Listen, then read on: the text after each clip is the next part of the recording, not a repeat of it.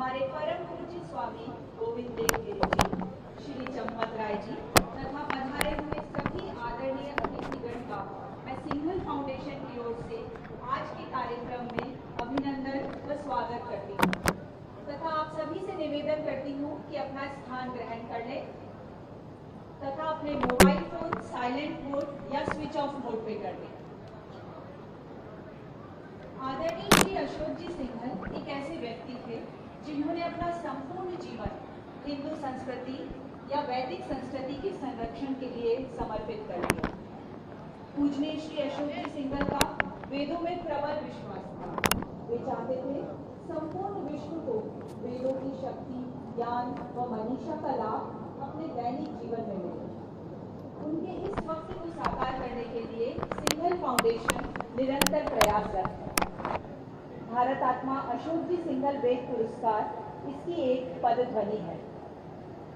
परम पूज्य स्वामी गोविंद देव गिरि जी के आशीर्वाद से इस वर्ष हमें अयोध्या प्रभु श्री राम की पवित्र जन्मभूमि पर यह कार्यक्रम आयोजित करने का सौभाग्य प्राप्त हुआ है।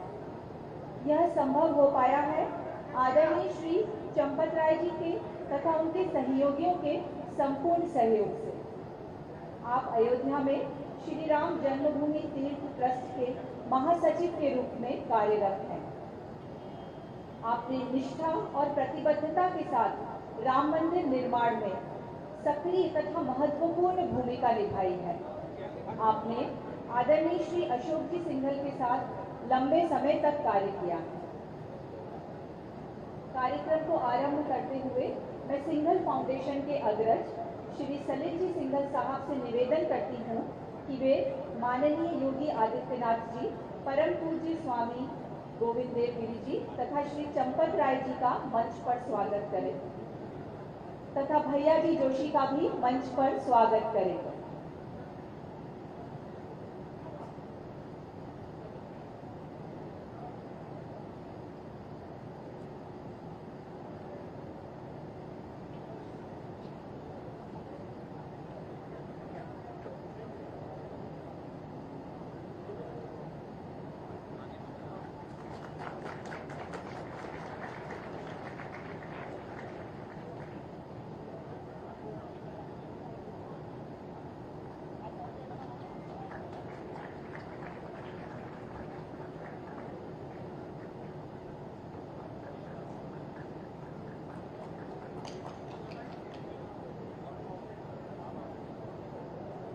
कार्यक्रम की श्रृंखला को आगे बढ़ाते हुए सर्वप्रथम आरंभ करते हैं निर्णायक समिति के सम्मान से। निर्णायक समिति की भूमिका इस संपूर्ण यात्रा में अत्यंत महत्वपूर्ण है। श्रेष्ठ में से श्रेष्ठतम का चयन करना अत्यधिक चुनौतीपूर्ण कार्य है।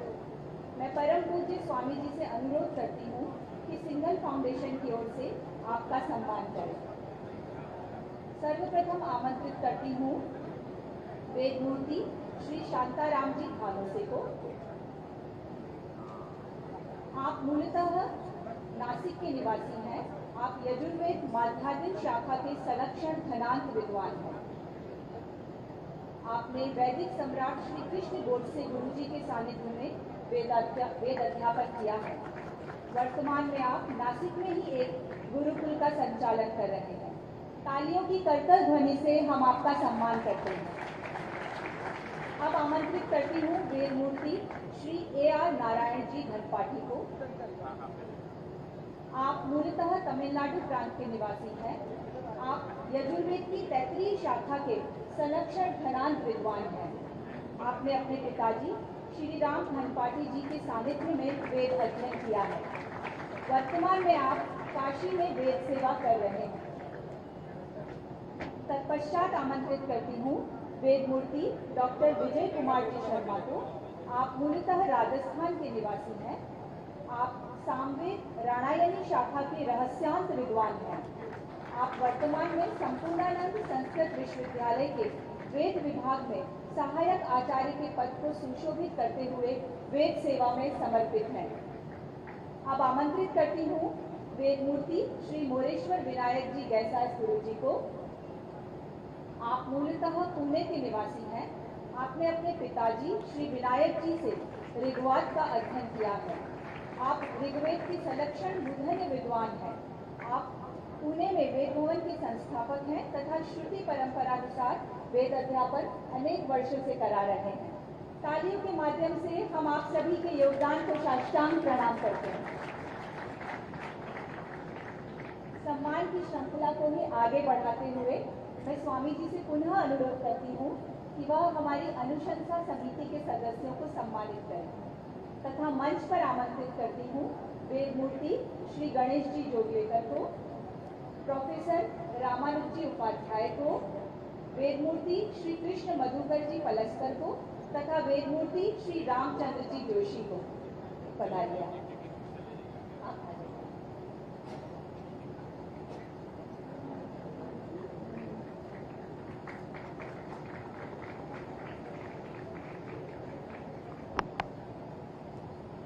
सभी आवेदनों का गूढ़ अध्ययन कर उन्हें अंतिम चरण के लिए प्रस्तावित करना अत्यंत परिश्रम तथा निर्णायक प्रक्रिया है।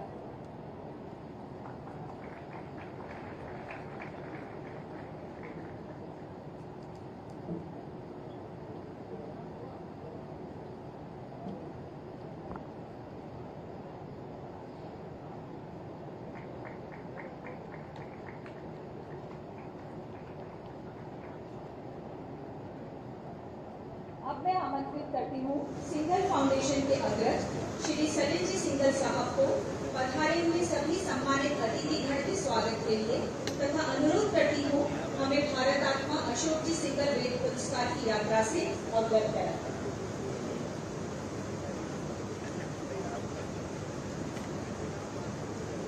आज के हमारे मुख्य अतिथि माननीय योगी जी आदित्यनाथ जी, परम पूजनीय स्वामी गोविंद देव गिरी जी, सभी पधारे संतगण अतिथि और मित्र, साथ साथ आज मुझे बहुत हर्ष है कि भैया जी भी हमारे इस कार्यक्रम में जुड़े हैं और मैं उनका भी खास अभिनंदन करता हूँ। मुझे बहुत खुशी है कि आज 8वें भारत आत्मा अशोक जी सिंघल वैदिक पुरस्कार समारोह में अयोध्या धाम में आप सबका स्वागत कर रहा हूँ। माननीय योगी जी, आपका इस समारोह में विशेष स्वागत। दिल्ली में भारत आत्मा पुरस्कार के पहले संस्करण में भी आपके सानिध्य का हमें सौभाग्य प्राप्त हुआ है।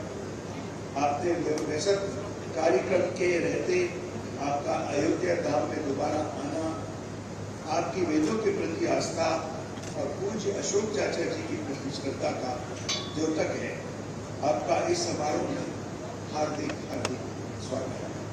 परम पूजनीय स्वामी जी गोविंद देव गिरी जी, आपको मेरा सादर प्रणाम। भारत आत्मा पुरस्कार का अयोध्या में समारोह आपके ही आशीर्वाद से संभव हुआ है। आपकी प्रेरणा और मार्गदर्शन से भारत आत्मा अशोक जी सिंघल वैदिक पुरस्कार स्थापित हुए और आज आपके 8वें सत्र हम पूरा करने जा रहे हैं। कार्यक्रम में आप श्री का भी हार्दिक स्वागत। खास स्वागत हमारे भैया जी जोशी का, जिनसे मेरी मुलाकात काफी वर्षों बाद अब की हुई। यहाँ पधारे सभी परम श्रद्धेय संत गणों को मेरा प्रणाम। आप सबका आशीर्वाद मिलने से हमारी वेद सेवा की समर्पित ये छोटा सा प्रयास हमें और ऊंचाइयों तक पहुंचा पाएगा। आप सबका श्रद्धापूर्वक स्वागत। माननीय चंपत जी, आपका भी हार्दिक स्वागत। पूज्य चाचा जी के साथ आपने दशकों बिताए और राम मंदिर संबंध में कंधे से कंधा मिलाकर प्रयास किए ताकि चाचा जी द्वारा आयोजित वेद सम्मेलनों के आयोजन में आपका अपूर्ण योगदान भी रहा है। हमारी चयन प्रक्रिया में के संचालन के चारों वेदों के विद्वान, जूरी और रिकमेंडेशन कमेटी के सदस्यों का मैं स्वागत करता हूँ। आपके योगदान से ही भारत आत्मा पुरस्कार की प्रतिष्ठा होती है और बनती है। तिरुपति वेद विद्यापीठ के भूतपूर्व कुलपति श्री सुदर्शन जी शर्मा शुरू से ही हमारे साथ इस पुरस्कार में जुड़े हुए हैं और हमें सहायता देते रहते हैं। आपका बहुत स्वागत है। आज के पुरस्कार विजेता और हमारे फाइनल तक पहुंचे प्रत्याशियों, आप सबका स्वागत है। हम सभी अतिथियों का स्वागत करते हैं। आपकी उपस्थिति से सिंगल फाउंडेशन के इस प्रयास को बहुत बड़ा प्रोत्साहन मिलता है। इस समारोह के पहले 7 संस्करण नई दिल्ली में ही आयोजित किए गए थे, पर परम पूज्य स्वामी जी के प्रोत्साहन से इस वर्ष से हमने ऐसे स्थानों पर समारोह आयोजित करने का निर्णय लिया है जो वैदिक शिक्षा के प्रमुख केंद्र हैं। आपके आशीर्वाद से हमें अयोध्या तीर्थ में इस कार्यक्रम को लाने का सौभाग्य मिला। पूज्य अशोक चाचा जी के जीवन में अयोध्या का सर्वोच्च स्थान रहा है। चाचा जी के अथक परिश्रम से उनका राम मंदिर का स्वप्न सारे राष्ट्र का दृढ़ संकल्प बना। हजारों भारतवासियों के बलिदान से आज रामलला को उनका उचित स्थान मिल पाया और विश्व भर में हिंदू जागरण की गाज उठ पाई। अयोध्या में वेद तथा पूज्य चाचा जी को समर्पित इस कार्यक्रम को लाना हमारे परिवार के लिए असीम हर्ष और शांति का विषय है। पूज्य अशोक चाचा जी का जीवन विश्व भर में पहले हिंदू समाज की सेवा में समर्पित रहा। ये देश विदेश उनके राम मंदिर के संघर्ष के लिए जाने जाते थे, पर उनके वेदों के संरक्षण व प्रसार के कार्य की ख्याति उतनी नहीं थी। चाचा जी के पूज्य गुरुदेव जी ने उन्हें सामवेद की शिक्षा दी और वेदों की गहरी समझ को उन्हें सक्षम किया। वेदों को से ही चाचा जी ने को इतनी बड़ी प्रेरणा पाई। उनके दृढ़ विश्वास था कि हमारी वैदिक परंपराओं का न केवल संरक्षण आवश्यक है, बल्कि भारत की सर्वगणित प्रगति के लिए समाज के सभी वर्गों में वेदों का प्रयोग। सिंगल वैदिक पुरस्कार वैदिक शिक्षा के क्षेत्र में सबसे प्रतिष्ठित पुरस्कार बने। इस इच्छा से हमारे योग्यता और अलंकार ऐसे बनाए गए हैं जिसमें कि निष्पक्ष रूप से आवेदकों की उत्कृष्टता की इस पुरस्कार को पा सके। आवेदकों की जांच के पहले चरण में रिकमेंडेशन कमेटी निष्पक्ष रूप से 3 फाइनलिस्ट का चयन करती है। विजेता के चरण के हमारी जूरी के प्रतिष्ठित विद्वान फाइनलिस्ट रहे विद्यार्थियों का निरीक्षण करते हैं और विद्यार्थियों और अध्यापकों का साक्षात्कार। इस प्रकार से फाइनलिस्ट का एक समग्र रूप से ऑलराउंड असेसमेंट होने के बाद ही विजेता चुना जाता है। इस वर्ष रिकमेंडेशन कमेटी की बैठक उदयपुर में अगस्त के महीने में हुई। जूरी द्वारा विद्यालयों का दौरा, विद्यार्थी और अध्यापक उम्मीदवारों का साक्षात्कार और अंतिम विजेताओं के चयन का काम कल ही अयोध्या में संपन्न हुआ। आज का ये आयोजन इन्हीं प्रयासों का परिणाम है। आज इस व्यापक प्रक्रिया में के बाद विजेताओं के रूप में चयनित उत्कृष्ट वेद विद्यार्थी, आदर्श वेदाध्यापक और उत्तम वेद विद्यालय का हम सम्मान करने आप सबके समक्ष करने जा रहे हैं। पिछले कुछ वर्षों में हमने वेद पर जीवन सम्मान भी इस श्रृंखला में जोड़ दिया है। इस सम्मान एक ऐसे वरिष्ठ वेद गुरु को दिया जाता है जिन्होंने अपने जीवन काल में एक सुदृढ़ शिष्य परंपरा स्थापित की है। भारत का सौभाग्य है कि ऐसे गुरुजन आज भी, जिन्होंने जीवन भर वेदों की श्रुति परंपरा के बनाए रखने की महत्वदान योगदान दिया है, ऐसे विद्वानों को सम्मान देने हम समझते हैं हमारा एक कर्तव्य है। पूज्य चाचा जी का सपना था कि वेद तथा वैदिक ज्ञान भारत के सर्वगीण विकास का अभिन्न अंग बने। जो संस्कृति अपनी जड़ों को को भूल जाती है, वो नष्ट हो जाती है। भारत में के आम नागरिकों के समक्ष वेद, इतिहास व शास्त्रों में छिपे अथाह ज्ञान को उजागर हमें करना होगा। समाज को जानना होगा कि आज की सामाजिक समस्याओं के निवारण के तरीके भारत के प्राचीन सांस्कृतिक साहित्य में हैं। शास्त्रोचित आचरण से ही भारत के चिरस्थायी विकास संभव है और यही भारतीयता है। मैं पुनः माननीय योगी जी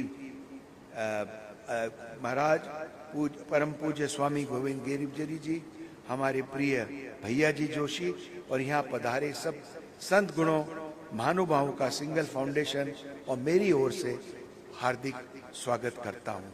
वेद माता की जय।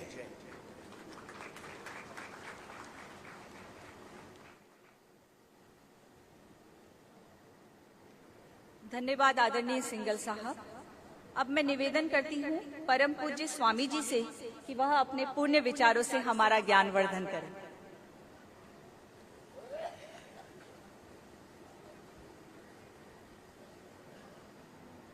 वर्णानाम अर्थसंघानाम रसानां छंदसामपि मंगलानां च कर्तारौ वंदे वाणी विनायकौ।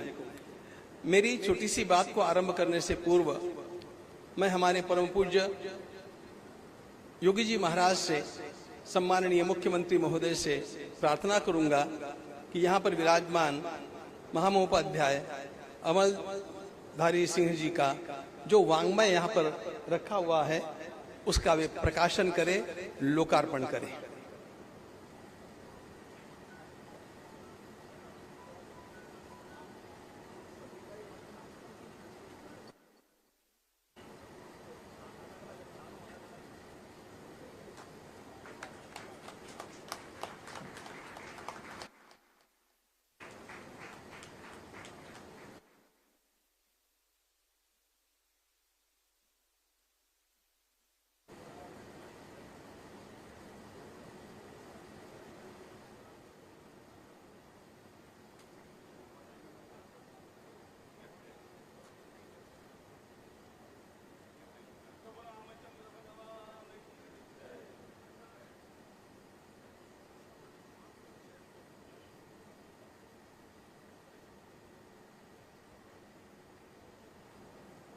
इस कार्यक्रम की एक सीमा है और किसी प्रकार के अनुशासन का भंग न करने की दृष्टि से मैं पूज्य योगी जी महाराज के प्रसाद के रूप में स्वयं वहां पर जाकर के अमलधारी सिंह जी का सम्मान करना चाहता हूं।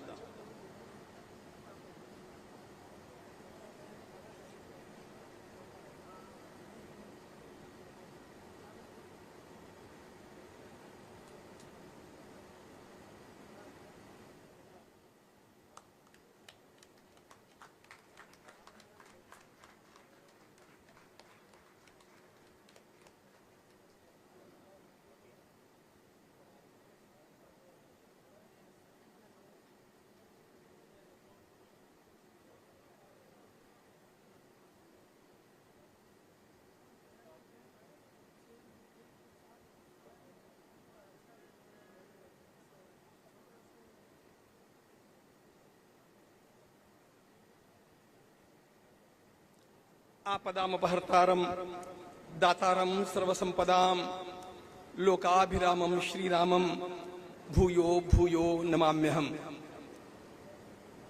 मैं अत्यंत मेरे भरे हुए अंतःकरण से याद करता हूं परम श्रद्धेय स्वर्गीय भारतात्मा अशोक जी को, जिनके जीवन से असंख्य लोगों ने प्रेरणा लेकर के अपने जीवन को वेदमय बनाने का, राम भक्तिमय बनाने का और भारत माता की सेवा में अर्पित करने की प्रेरणा प्राप्त की। माननीय अशोक जी वो चेतना थे जो असंख्य कार्यकर्ताओं को निरंतर प्रेरणा देती रहेगी और उन्हीं के नाम से मंडित एक पुरस्कार दिया जाना था, तो उसका नामकरण कैसे हो, यह विचार जब मेरे सामने आया तो मैंने कहा एक ही नाम हो सकता है, भारत आत्मा। और भारत आत्मा पुरस्कार आज पहली बार इतने दिनों तक, इतने वर्षों तक वह प्रदान किया गया वैदिकों के लिए राजधानी दिल्ली में, लेकिन जब भगवान रामलला की प्रतिष्ठा हो गई तो हमारी सांस्कृतिक राजधानी अब अयोध्या ही है, यहाँ पर वो होना चाहिए। इस विचार से मैंने कहा अब स्थानांतरण कर दीजिए। अब हम लोगों को यह काम पहले वर्ष तो भी अयोध्या जी में करना चाहिए। भारत की आत्मा वेद है। संपूर्ण भारतीय संस्कृति वेदों पर आधारित है। वेदों के सिद्धांत और उन सिद्धांतों के कुछ अंशों की प्रतिक्रियाओं को लेकर के भारत की संस्कृति बनी है और वेदों का ही संपूर्ण प्रभाव इस परंपरा पर रहा है। भारत की आत्मा वेद है और वेदों की आत्मा भगवान श्री राम है। भगवान श्री राम वेदों की भी आत्मा है। और मान्य अशोक जी की बात कहें तो अशोक जी की आत्मा भारत, भारत की आत्मा वेद और वेदों की आत्मा भगवान श्री राम। इसलिए यह सर्वोत्तम कार्यक्रम आज यहाँ पर साकार हो रहा है और जिनके मंगल हाथों यह कार्य हो रहा है वे स्वयं, मैं जब भी पूज्य योगी जी का विचार करता हूँ मुझे ऐसा लगता है वेदों के सारे तत्व उनके भीतर साकार होकर के एक अत्यंत प्रखर नेता के रूप में वे हिंदू समाज के सामने खड़े हैं। वे स्वयं इस राष्ट्र की आशा है और इस राष्ट्र की यह आशा वेदाधिष्ठित अत्यंत श्रेष्ठ उपासना परंपरा में चली आई है। आज जिन जिन वैदिकों का सम्मान हो रहा है उन सारे वैदिकों का, उन वेद विद्यालयों का जीवन गौरव जिनको प्राप्त होगा उन सब का मैं अत्यंत अंतःकरण पूर्वक अभिनंदन करता हूं, उनकी वेद निष्ठा को अभिवादन करता हूं। ये वेद निष्ठा ही हमारे जीवन में हम लोगों को तारेगी। आज इन वेदों की मृत्युंजयता की, वेदों के शील की, वेदों के प्रखरता की और वेदों की अजेयता की अत्यंत बड़ी आवश्यकता है। और यह भाव यदि जागृत होना है तो हम लोगों को मुड़ना चाहिए वेदों की ओर। संपूर्ण वेदों का सार ही तो रामचरितमानस है। मैंने धर्म सम्राट पूज्य करपात्री जी महाराज के मुख से सुना है और पूज्य द्रविड़ गुरु जी के मुख से भी सुना है कि जो वेदों में कहा गया है वो सब का सब प्राप्त करना है तो रामचरितमानस की ओर मुड़िए। रामचरितमानस वेदों का सार है। वह स्वयं भगवान श्री राम का प्रतिपादक ऐसा दिव्य ग्रंथ है जो भगवान श्री राम की ओर देख करके और हमें संपूर्ण वैदिक सिद्धांत याद आते हैं और किस प्रकार मनुष्य का जीवन आदर्शमय हो जाना चाहिए इसका हम लोगों को बोध प्राप्त होता है। ये सारी बातें हमारी परंपरा में जीवित रहनी चाहिए। मित्रों, भारत को बचाना है इसका अर्थ केवल भारत की सीमाएं नहीं है। भारत की सीमाएं तो बचनी चाहिए, भारत के भीतर भी भारतीय संस्कृति बचनी चाहिए। बिना वेदम, बिना गीताम, बिना रामायणीम कथाम, बिना कविम कालिदासम भारतम भारतम नहीं। और इसलिए इस भारत को बचाने के लिए हमें मूल की ओर मुड़ना आवश्यक है और वो मूल सभी संप्रदायों के लिए वो मूल हमारे पवित्र वेद है। इन वेदों का अध्ययन चलना चाहिए। इन वेदों का अध्ययन अधिकाधिक प्रचलित होना चाहिए क्योंकि हमारे इस निष्ठा का नाश करने के लिए ही जब 1836 में यहाँ पर अंग्रेजी शिक्षा का आरंभ हुआ उस समय हमारे यहाँ गुरुकुल चलते थे और हर प्रदेश में अनेक गुरुकुल थे। आप इसकी विशेष जानकारी चाहते हैं तो आप धर्मपाल जी का साहित्य पढ़िए, द ब्यूटीफुल ट्री को पढ़िए तो पता चलेगा कैसी शिक्षाएं थी।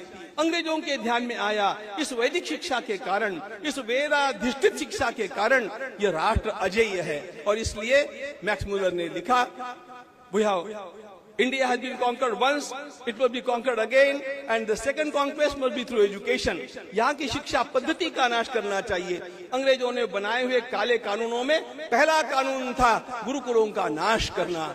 आइए हम पुनः इन गुरुकुलों की स्थापना करें, वेदों का घोष करें और पुनः वेद पढ़ने वाले को सम्मान के साथ देखना, यह समाज को सिखावे। यह कार्य सिंगल फाउंडेशन कर रहा है। मैं उनका भूरी भूरी अभिनंदन करता हूं। माननीय अशोक जी की आत्मा आज सर्वाधिक प्रसन्न है, क्योंकि उनकी प्रिय अयोध्या भूमि में, उनके प्रिय रामलला की सन्निधि में, उनके प्रिय वेदों के लिए आज सम्मान करने के लिए उनके अत्यंत प्रिय सम्माननीय योगी जी महाराज पधारे हैं। इससे बढ़िया दुग्ध शर्करा अमृत कांचन योग हो नहीं सकता। आप सभी का अभिवादन, धन्यवाद।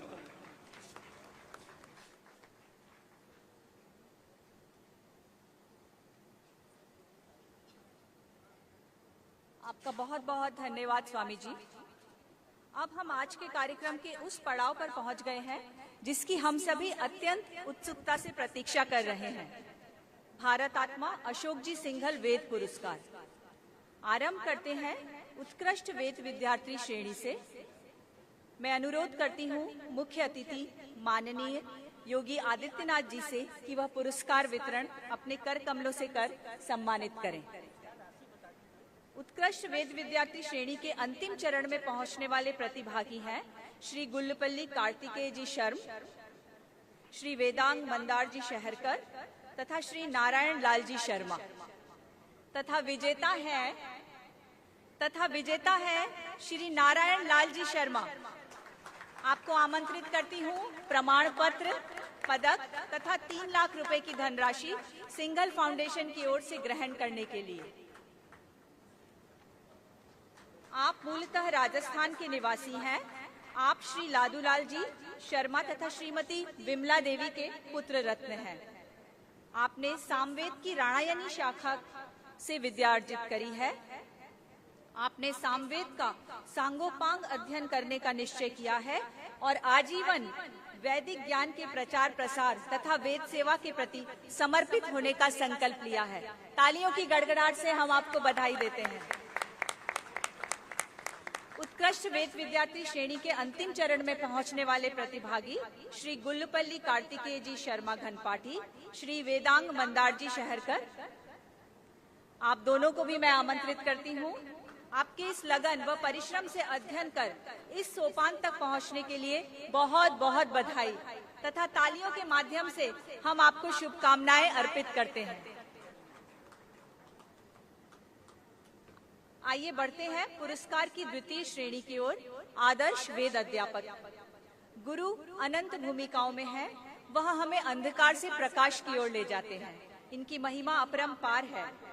आप सभी गुरुदेव को हम कोटि कोटि नमन करते हैं तथा आज संयोग से शिक्षक दिवस पर हमें गुरु के सम्मान करने का अवसर प्राप्त हुआ है।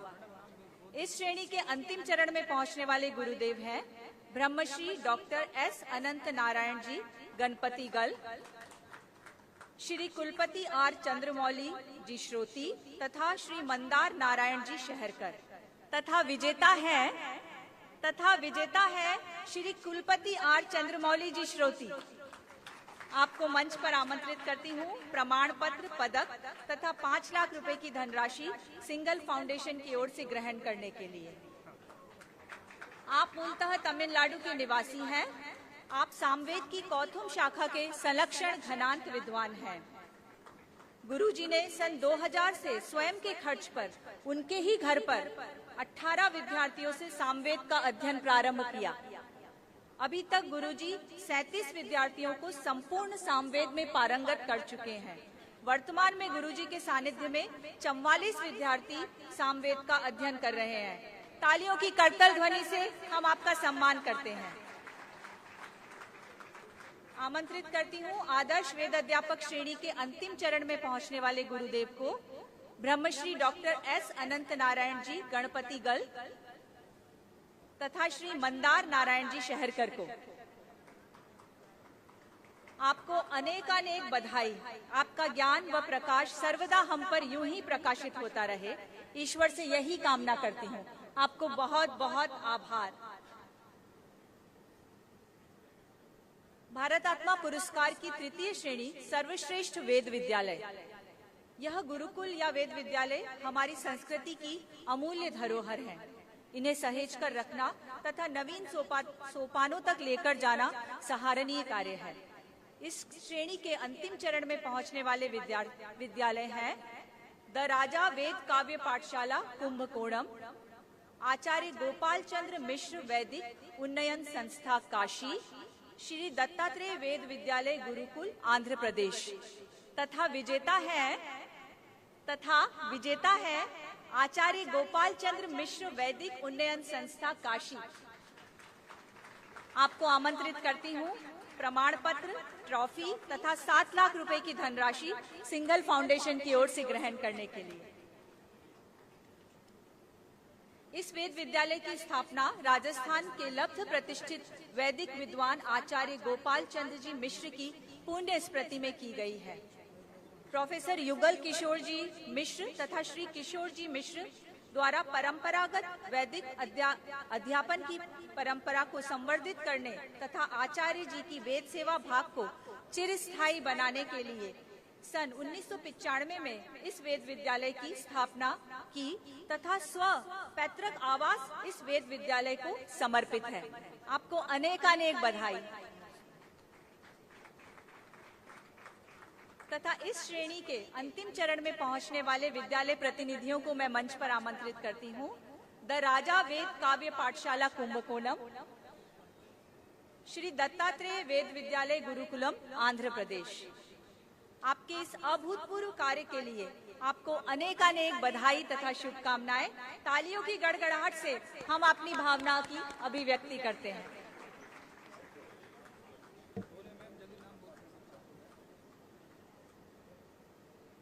वेदार्पित जीवन। आज के कार्यक्रम के सम्मान की श्रेणी के अब हम उच्चतम सोपान पर पहुंच गए हैं। मैं उल्लेख कर रही हूं वेदार्पित जीवन पुरस्कार लाइफ टाइम अचीवमेंट अवार्ड। अपना संपूर्ण जीवन वेद विद्या की उपासना में समर्पित करने वाले एवं आजीवन वेद निहित जीवनचर्या का पालन करने वाले वयोवृद्ध एवं ज्ञानवृद्ध वैदिक विद्वान वर्ष 2024 का वेदार्पित जीवन सम्मान प्रदान किया जा रहा है। ब्रह्मश्री डॉक्टर विष्णु भट्टल सुब्रमण्यम जी। गुरुजी, आपको मैं मंच पर आमंत्रित करती हूँ।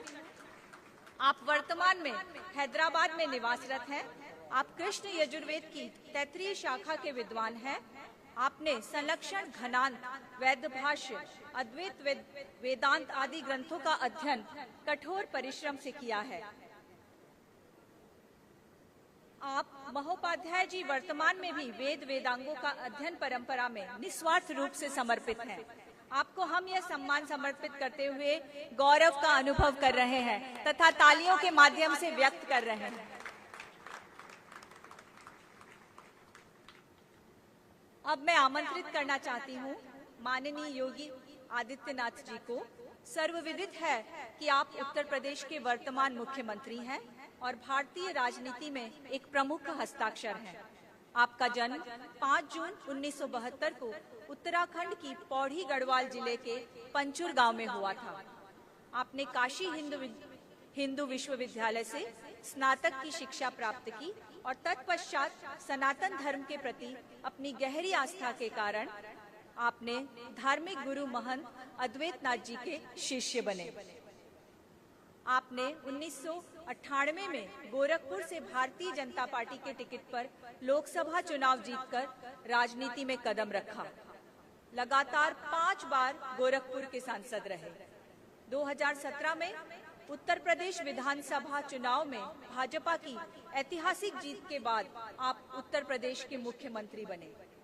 आपके कार्यकाल के दौरान आपने कानून व्यवस्था, विकास परियोजना और स्वच्छता जैसे मुद्दे पर अभूतपूर्व सफलता पाई, जिससे आप दोबारा मुख्यमंत्री बने। शासन में निपुण होने के साथ साथ आपकी हिंदू धर्म में पूर्ण आस्था और अयोध्या तीर्थ के निर्माण में सक्रिय योगदान के लिए आप प्रति चिरकाल तक जाने जाएंगे। आपसे अनुरोध करती हूँ कि आपके ज्ञान से हमें लाभान्वित करें तथा तालियों के माध्यम से आपका स्वागत करते हैं।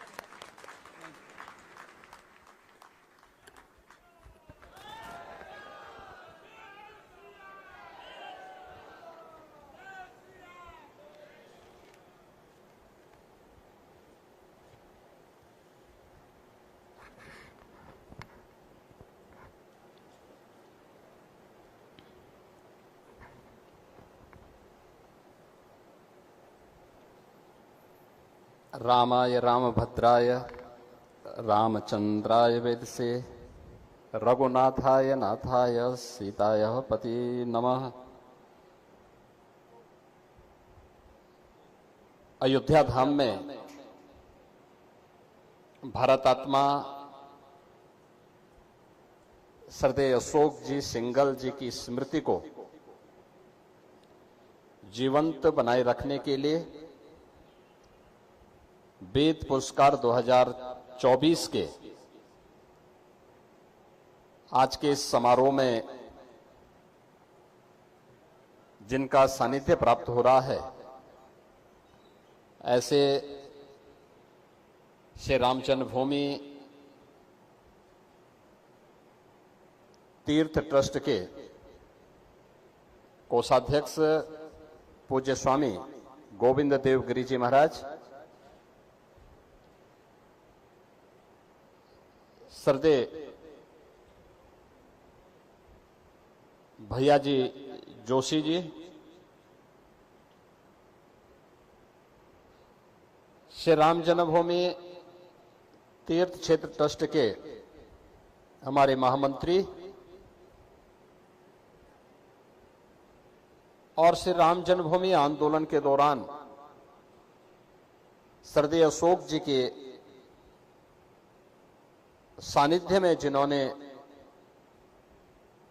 इस पूरे अभियान की एक महत्वपूर्ण कड़ी के रूप में काम किया है, ऐसे सम्मान्य श्री चंपत राय जी मंच पर उपस्थित हैं। तमिलनाडु से आज यहां पर उपस्थित एक अत्यंत प्रतिष्ठित आध्यात्मिक संत श्री अय्या जी, सिंघल फाउंडेशन के अध्यक्ष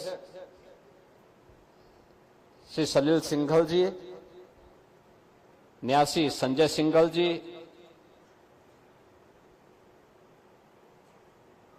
निर्णायक समिति के सदस्यगण, अयोध्या धाम के हमारे सभी पूज्य संतजन, जगतगुरु रामानंदाचार्य पूज्य विद्या भास्कर जी महाराज और अन्य पूज्य संतजन आज यहां पर उपस्थित हुए हैं। मैं इन सब का हृदय से अभिनंदन करता हूं और उपस्थित फाउंडेशन से जुड़े हुए पदाधिकारीगण, उत्तर प्रदेश सरकार में मेरे मंत्रिमंडल के सहयोगी श्री सूर्य प्रताप शाही जी, हमारे माननीय विधायक जी, माननीय दिनेश जी और उपस्थित सभी बहनों और भाइयों, आज एक अत्यंत पवित्र कार्यक्रम के साथ हम सब जुड़े हैं और मेरा मानना है कि 22 जनवरी 2024 को जब आदरणीय प्रधानमंत्री जी के कर कमलों से 5 सदी का इंतजार समाप्त होकर के पूज्य संतों का जो संकल्प था और श्रद्धेय अशोक जी की जो साधना थी, श्री राम जन्मभूमि पर प्रभु श्री राम के भव्य मंदिर और उस मंदिर में प्रभु श्री रामलला का विराजमान होना, यह 5 सदी की सबसे उत्कृष्टतम घटनाओं में से एक थी, उत्तम घटनाओं में से एक थी। और आज उसी प्रकार के कार्यक्रम को एक नई कड़ी के रूप में अयोध्या धाम के साथ जोड़ा जा रहा है।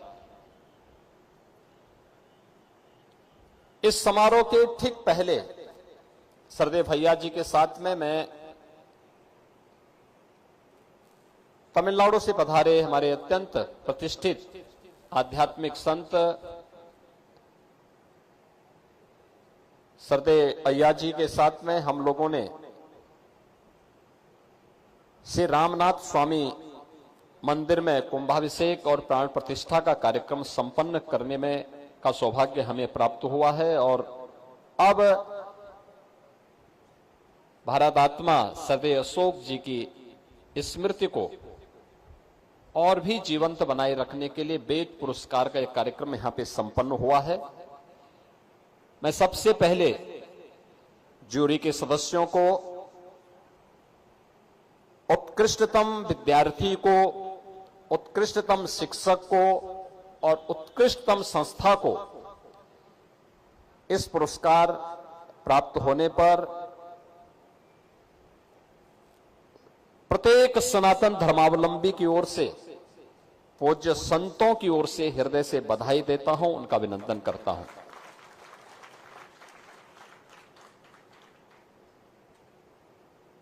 हम सब जानते हैं कि वेदो अखिलो विश्वमूलम का जो उद्घोष है, यह केवल एक उद्घोष नहीं है।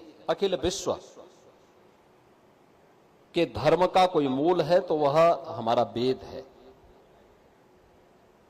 और वेद के इस महत्व को किसी ने समझा था और किसी ने उसको अपने जीवन में अक्षरशः उतारने का कार्य किया था। तो सरदे अशोक जी उसके एक प्रमुख मूर्तिमान नक्षत्र हम सब के सामने थे।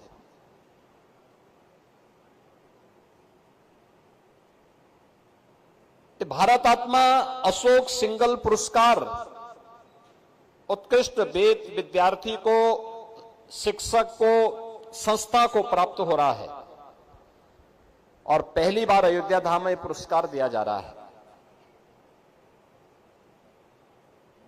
और अयोध्या धाम में भी सरदे अशोक जी की कर्म साधना की स्थली में दिया जा रहा है। इससे उत्तम दूसरा स्थान हो ही नहीं सकता इस पुरस्कार के लिए।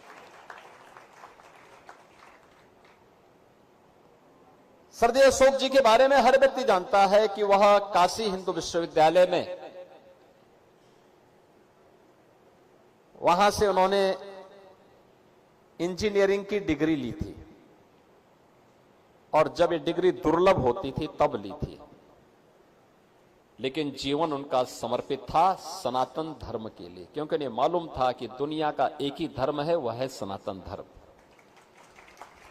सनातन धर्म सुरक्षित रहेगा और समृद्धि के पथ पर अग्रसर होगा तो विश्व मानवता के कल्याण का मार्ग प्रशस्त होगा। अगर सनातन धर्म खतरे में पड़ेगा तो विश्व मानवता का जीवन ही खतरे में पड़ जाएगा। और इसलिए उन्होंने अपना पूरा जीवन पूरी तरह सनातन धर्म के लिए समर्पित किया था और उसका माध्यम उन्होंने बनाया था राष्ट्रीय स्वयंसेवक संघ को। राष्ट्रीय स्वयंसेवक संघ के एक स्वयंसेवक के रूप में, एक प्रचारक के रूप में, विश्व हिंदू परिषद के महामंत्री के रूप में, अंतर्राष्ट्रीय कार्याध्यक्ष के रूप में और राम जन्मभूमि आंदोलन और अशोक सिंगल जी एक दूसरे के पूरक सी बन गए थे। सोते जागते उड़ते बैठते एक ही ध्येय, एक ही मूल्य, एक ही मुद्दे के लेकर के वे कार्य करते थे कि जैसे भी हो हमें राम जन्मभूमि फिर से लेकर के रहना है और इसके लिए जो भी माध्यम हो सकते हैं, और शांति का हो या क्रांति का, सनातन धर्म को मजबूती प्रदान करने के लिए वेद विद्यालयों की स्थापना हो या सुदूर जनजातीय क्षेत्रों में एकल विद्यालयों की स्थापना का कार्य, पूज्य संतों का सानिध्य लेकर के हर मत पंथ संप्रदाय से जुड़े हुए उत्तर से दक्षिण, पूरब से पश्चिम सभी पूज्य संतों को एक मंच पर लाने का कार्य हो या फिर अछूतोद्धार के लिए किए जाने वाले उनके स्तुल्य प्रयास, इस सरदे अशोक जी जीवन पर्यंत करते रहे, जीवन पर्यंत करते रहे। कोई पूछता था अशोक जी से कि राम जन्मभूमि का आंदोलन, वो कहते थे भाई आंदोलन मात्र नहीं है, ये वेद विद्यालय की स्थापना या एकल विद्यालय की स्थापना का जो हमारा कार्यक्रम है यह भी इस आंदोलन का हिस्सा है। और उनसे जब कोई पूछता था तो एक ही बात कहते थे, भारतस्य प्रतिष्ठे द्वे संस्कृतः संस्कृतिस्तथा, यानी दो ही हैं। भारत की प्रतिष्ठा दो में ही हो सकती है, एक संस्कृत में और दूसरा संस्कृति में। ये हमारी सनातन संस्कृति, यही संस्कृति, यही भारत की आत्मा है और यही विश्व की आत्मा है। और ये नाम पूज्य गोविंद देव गिरी जी ने जब दिया कि भारतात्मा अशोक सिंघल, तो मुझे लगता है इससे उत्तम कोई दूसरा नाम नहीं हो सकता था, क्योंकि अशोक जी का पूरा जीवन भारत माता के लिए समर्पित था, पूरा जीवन भारत माता के लिए समर्पित था, भारत और भारतीयता के लिए समर्पित था।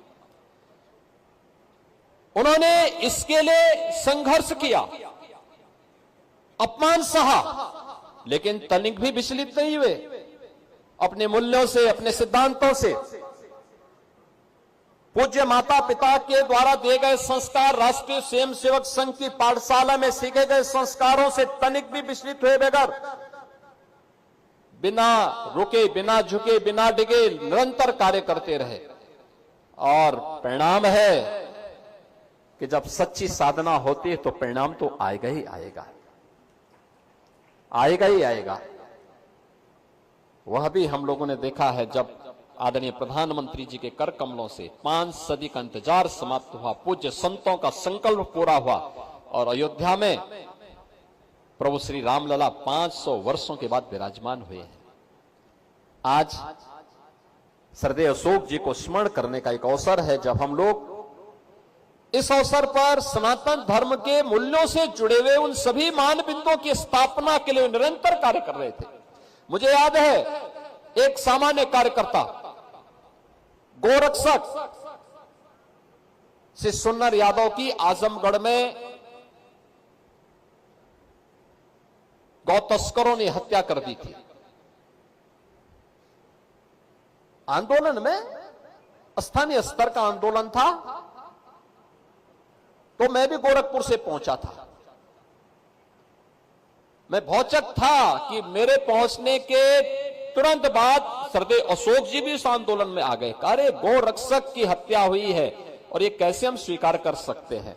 और वहां पर उस आंदोलन में स्वयं अशोक जी आए थे, उस गोरक्षक के घर गए थे और उसके परिवार को संबल भी दिया था और अपराधियों को फिर जेल के अंदर भेजने में उन्होंने उस समय आंदोलन को एक नई गति देने का काम भी किया था। अनेक वेद विद्यालयों की स्थापना के लिए भी उनके द्वारा किए गए प्रयास एक नई प्रेरणा थी और अक्सर इसके बारे में चिंतन करते थे। जब कभी एकांत में बैठी राम जन्मभूमि आंदोलन के अलावा किसी एक मुद्दे पर चर्चा होती थी तो फिर वे बोलते थे कि नहीं, हमें ये भी काम करना है, ये कार्यक्रम इस रूप में होगा। अलग अलग लोगों को अलग अलग जगह गढ़ने, उनको रखने, उनको नेतृत्व देने, इन सभी कार्यक्रमों के साथ वे जुड़ करके उस अभियान को आगे बढ़ाते थे। और दूरदर्शिता तो वह, जब सारे लोग बोलते थे, लोग विरोधी लोग पूछते थे क्या अयोध्या में राम मंदिर बन पाएगा, पूरे दृढ़ता के साथ श्रद्धेय अशोक जी कहते थे हाँ अवश्य बनेगा, अवश्य बनेगा। और जब दूर दूर तक कहीं कोई पता नहीं था तब उन्होंने राम मंदिर के लिए पत्थर तराशने का ऑर्डर भी दे दिया था। यह है दूरदर्शिता।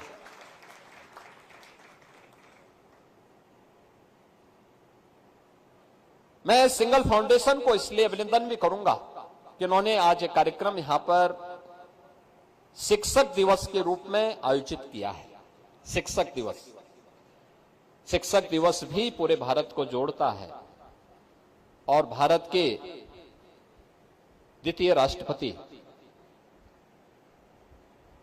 सर्वपल्ली डॉक्टर राधाकृष्णन एक लंबे समय तक काशी हिंदू विश्वविद्यालय के कुलपति के रूप में अपनी सेवाएं दी।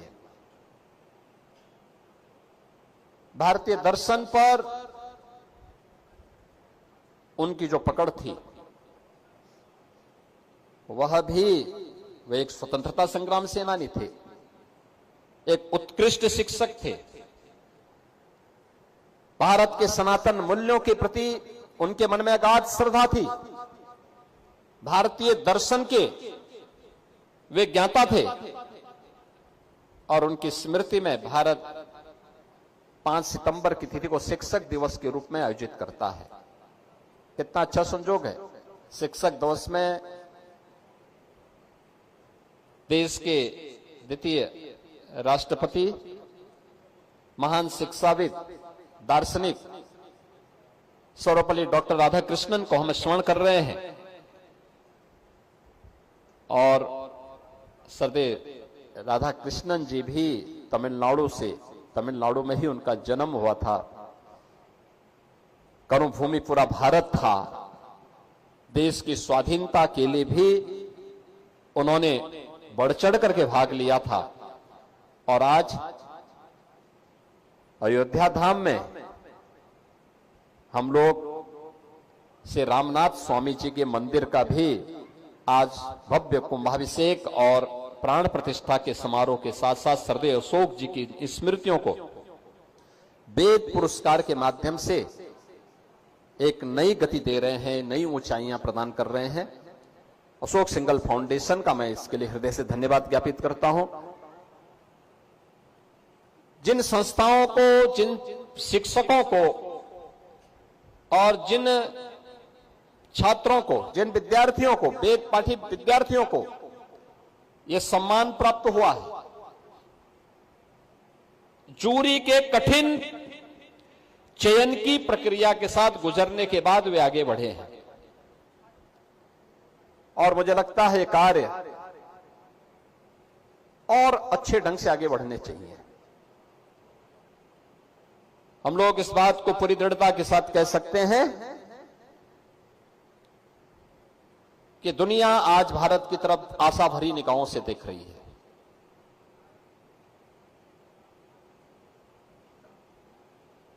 शांति के लिए, सुरक्षा के लिए, सौहार्द के लिए।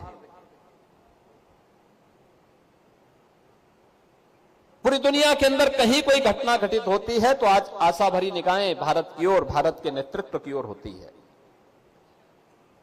भारत की मजबूती के लिए, भारत को सशक्त बनाने के लिए हम सब के प्रयास भी वहीं से आगे बढ़ने चाहिए, उसी गति से आगे बढ़ने चाहिए। और जब भी दुनिया के अंदर शांति और सौहार्द की बात होगी, प्रत्येक नागरिक के सुख और समृद्धि की बात होगी, तो रास्ता भारत की ओर से ही जाएगा, भारत के गुरुकुलों से ही जाएगा, भारत ही उसका नेतृत्व करेगा। और इसके लिए ही प्रधानमंत्री मोदी जी ने भारतवासियों के सामने 2047 में एक विकसित भारत की संकल्पना का एक मानचित्र हम सबके सामने रखा है। विकसित भारत हर एक दिशा से विकसित होना चाहिए, केवल भौतिक दृष्टि से ही नहीं, आध्यात्मिक और सांस्कृतिक दृष्टि से भी। और इसलिए नागरिक कर्तव्य इसमें सबसे बड़ी भूमिका का निर्वहन करेगा। अयोध्या में श्री राम जन्मभूमि पर प्रभु रामलला का विराजमान होना गुलामी के अंशों को सर्वथा समाप्त करने के अभियान को एक नई गति दे चुका है। अब ये कभी थमने वाला नहीं है। ये न रुकेगा, ये न डिगेगा और ये न झुकेगा। ये आगे बढ़ेगा, मजबूती के साथ आगे बढ़ेगा। लेकिन नागरिक कर्तव्य भी हमारे मन में उसी श्रद्धा भाव के साथ जगने चाहिए। अब अधिकारों की चिंता कम, कर्तव्यों की ज्यादा हमें करनी होगी। अपने देश के लिए, अपने सनातन धर्म के लिए, अपने कार्य क्षेत्र के लिए, जो जिस कार्य क्षेत्र में कार्य कर रहा है उसमें भी उत्कृष्टतम कार्य वो करके दिखाए। यह हमारा प्रयास होना चाहिए। और अगर हम कर पाएंगे तो सनातन धर्म की यही शिक्षा है, यही हमें अपने धर्म के प्रति, अपने देश के प्रति यही कृतज्ञता ज्ञापित करने का एक अवसर अपने कर्तव्यों के माध्यम से प्राप्त होगा। आज के इस अवसर पर एक बार फिर से मैं श्रद्धेय अशोक जी सिंघल जी के नाम पर जो वेद पुरस्कार आज यहां प्रदान किए गए हैं, इसके लिए पुरस्कार प्राप्त करने वाले उत्कृष्टतम वेद विद्यार्थी, उत्कृष्टतम वेद शिक्षक, उत्कृष्टतम वेद विद्यालय और ज्यूरी के सभी सदस्यों को हृदय से बधाई और धन्यवाद देते हुए अशोक सिंघल फाउंडेशन को भी श्रद्धेय अशोक जी की स्मृति को वेद पुरस्कार के माध्यम से वेद शिक्षा के प्रचार प्रसार के लिए उनके संकल्पों को आगे बढ़ाने के क्रम में किए गए प्रयास के लिए हृदय से धन्यवाद और अभिनंदन करते हुए अपनी वाणी को विराम देता हूं। धन्यवाद। जय हिंद। जय जय श्री राम।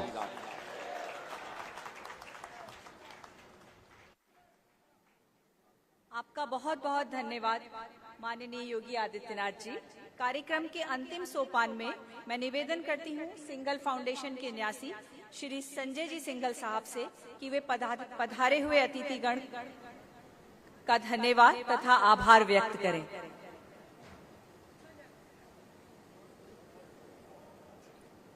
परम पूज्य स्वामी गोविंद देव जी को मेरा प्रणाम। हमारा परिवार आप ही की प्रेरणा से भारत आत्मा पुरस्कार का काम कर रहा है। हमेशा की तरह आज भी आपका सानिध्य प्राप्त हुआ। आपका बहुत बहुत आभार। माननीय योगी आदित्यनाथ जी को भी हम आभारी हैं।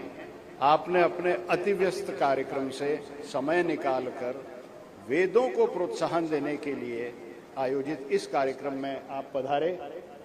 बहुत बहुत धन्यवाद। इस कार्यक्रम में आए हुए अयोध्या के सभी संतगण, आपको भी मेरा प्रणाम।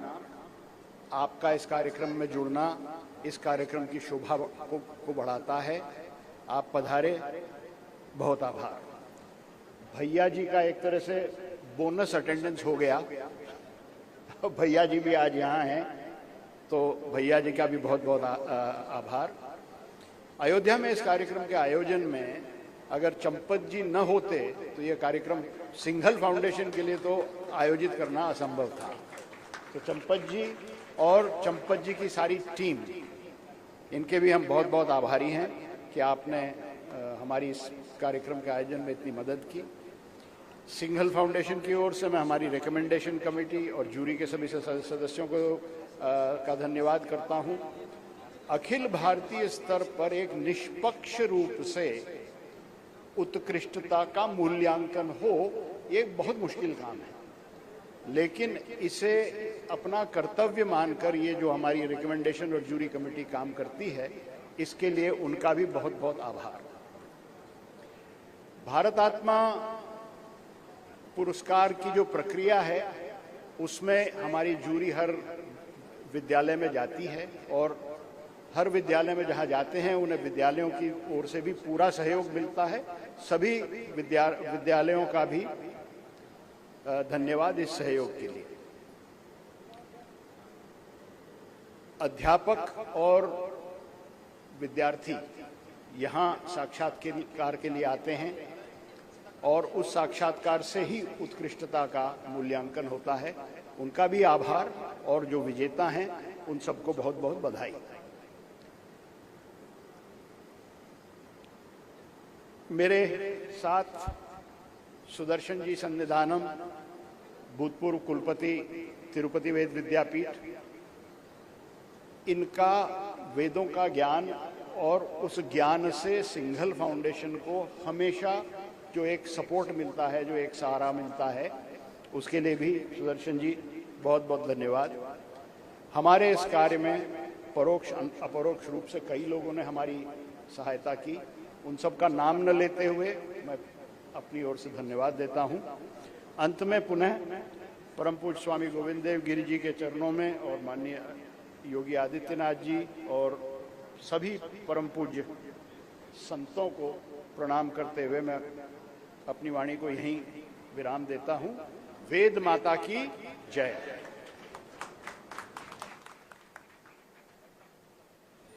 एक बार फिर हृदय से आप सभी को बहुत बहुत धन्यवाद। मैं शुभम सिंघल फाउंडेशन की ओर से आपसे विदा लेती हूं, अगले वर्ष पुनः मिलने की प्रतीक्षा में। धन्यवाद।